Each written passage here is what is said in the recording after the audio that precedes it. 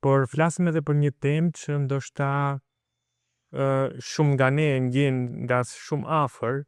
pra për stereotipet që gjermanët ose vendasit këtu i kanë ndaj shqiptarëve, kryesisht ndaj ballkanezëve në përgjithësi siç ta thonë shpesh,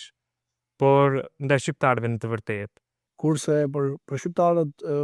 imazhi është vendosur një imazh i keq sidomos në vitet e 90-ta, kur sigurisht edhe ishte edhe një propagandë e madhe anti-shqiptare. Gjermanët në historiografinë e vjetër shqiptarët i kanë njohur të veçantë sidomos për luftë ose edhe nga literatura, ose i kanë njohur edhe me kulturë edhe me traditë edhe me këngë e veshje e kështu me radhë. Që nuk i përputhet asaj që ishte që u krijuan në vitet e 90-ta, më thënë një farë lloj antishqiptarizmi pak a shumë nuk i dallonin nga gjithë Jugosllavia, më thënë i ex-Jugoslav i përmendnin ose i titulonin, sepse edhe në gjuhën nuk ka kuptonin dhe nuk kishin dëshirë domethënë të mësojnë më shumë mbi ata, pak a shumë nuk e kanë edhe idenë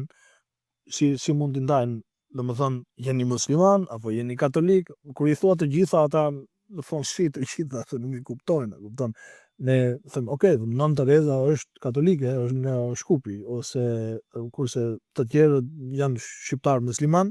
dhe të gjithë jetojnë në një komunitet sepse identifikohen sipas gjuhës, identifikohen jo sipas fesë. Dhe për ata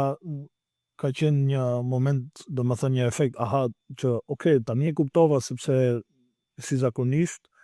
kanë përshtypjen që njerëzit shkaku i fesë ose shkaku i gjërave tjera bëjnë luftë, kurse tek neve nuk është ky realitet.